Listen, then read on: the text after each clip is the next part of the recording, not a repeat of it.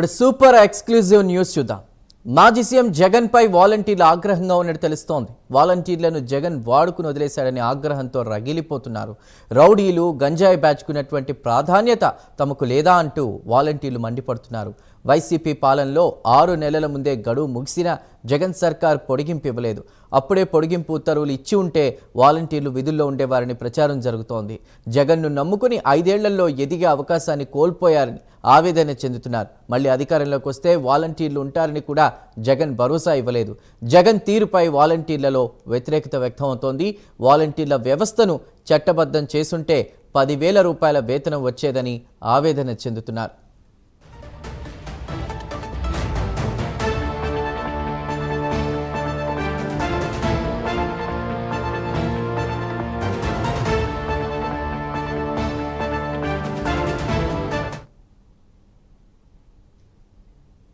అప్పుడే పొడిగింపించుంటే వాలంటీర్ల వ్యవస్థ బాగుండేదంటూ కూడా ప్రస్తుతం మాజీ సీఎం జగన్ పై వాలంటీర్లు ఆగ్రహం వ్యక్తం చేస్తున్నట్టు తెలుస్తోంది. పూర్తి డీటెయిల్స్ మా ప్రతినిధి సుధీర్ అందిస్తారు. సుధీర్. Good morning Chandu. ముఖ్యంగా చూసుకుంటే కనుక రాష్ట్ర వ్యాప్తంగా ఉన్నటువంటి వాలంటీర్ వ్యవస్థ అందరూ కూడా పూర్తిస్థాయిలో మాజీ సీఎం జగన్మోహన్ రెడ్డి పైన కూడా పూర్తి స్థాయిలో కూడా మండిపడిన పరిస్థితి అయితే కనపడుతున్నాయని చెప్పుకోవచ్చు. అయితే ఆయన పూర్తి స్థాయిలో కూడా వాలంటీర్లందరినీ కూడా వాడుకొని వదిలేశారని, ఈరోజు తమను పట్టించుకోవట్లేదు కూడా పూర్తి స్థాయిలో కూడా పెద్ద ఎత్తున మండిపడుతున్న పరిస్థితి అయితే ఉందనుకోవచ్చు.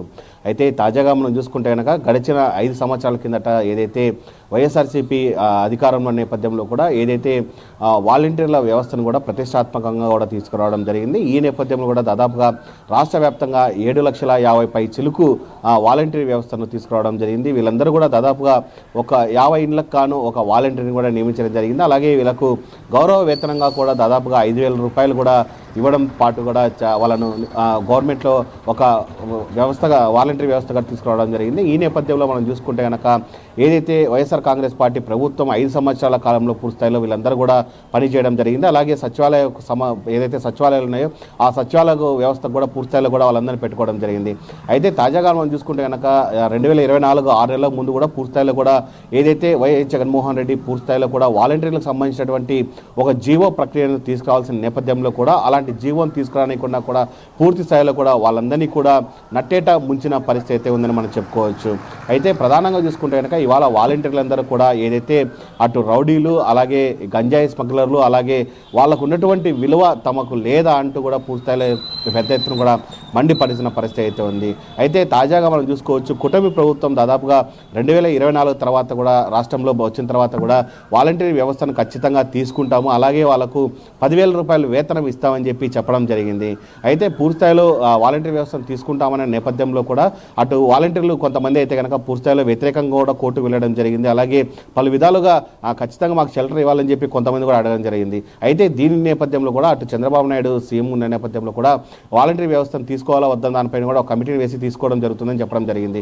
అయితే ఈ సందర్భంలో మనం చూసుకుంటే కనుక ఇప్పటికే మాజీ సీఎం అయినటువంటి జగన్మోహన్ రెడ్డి పలు దఫాలుగా కూడా విజయవాడకు రావడం జరిగింది. అలాగే కార్యకర్తల సమావేశం పెట్టడం జరిగింది. అలాగే ప్రతి నియోజకవర్గానికి సంబంధించినటువంటి కార్యకర్తల సమావేశం పెట్టడం జరిగింది. అయితే ఈ నేపథ్యంలో కూడా సంవత్సరం పూర్తవుతున్న నేపథ్యంలో కూడా కనీసం ఎక్కడే కానీ కూడా ఆయన వాలంటీర్ వ్యవస్థను గురించి మాట్లాడడం కానీ అలాగే వాళ్ళకు రావాల్సినటువంటి వాళ్ళని ఎలా చేయాలి ఏంటి అనే దానిపైన కూడా ఎక్కడే కానీ మాట్లాడడం లేదు. ఈ నేపథ్యంలో కూడా వాలంటీర్ అయితే కనుక పెద్ద ఎత్తున కూడా ఆయన పైన అయితే కనుక తీవ్ర స్థాయిలో మండిపరుస్తున్న పరిస్థితి ఉంది.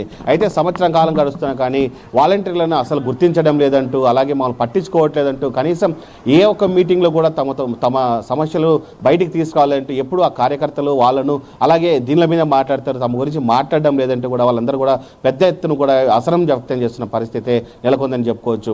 అయితే రానున్న ఏదైతే మనం చూసుకోవచ్చు 2029లో కనుక ఏదైనా గవర్నమెంట్ మారితే మళ్ళీ వాలంటీర్ వ్యవస్థను తీసుకుంటారా లేదా అన్న దానిపైన కూడా పెద్ద ఎత్తున చర్చ జరుగుతున్న నేపథ్యమైంది. అయితే 2029లో కనుక మళ్ళీ వైసీపీ ప్రభుత్వం అధికారంలోకి వస్తే కనుక ఈ వాలంటీర్ వ్యవస్థను కొనసాగిస్తారా లేకుంటే కనుక ఈ వాలంటీర్ వ్యవస్థని పూర్తిస్థాయిలో తీసేస్తారా అన్న దానిపైన కూడా వాలంటీర్లు అయితే కనుక పెద్ద ఎత్తున కూడా చర్చ జరుగుతుందని చెప్పుకోవచ్చు.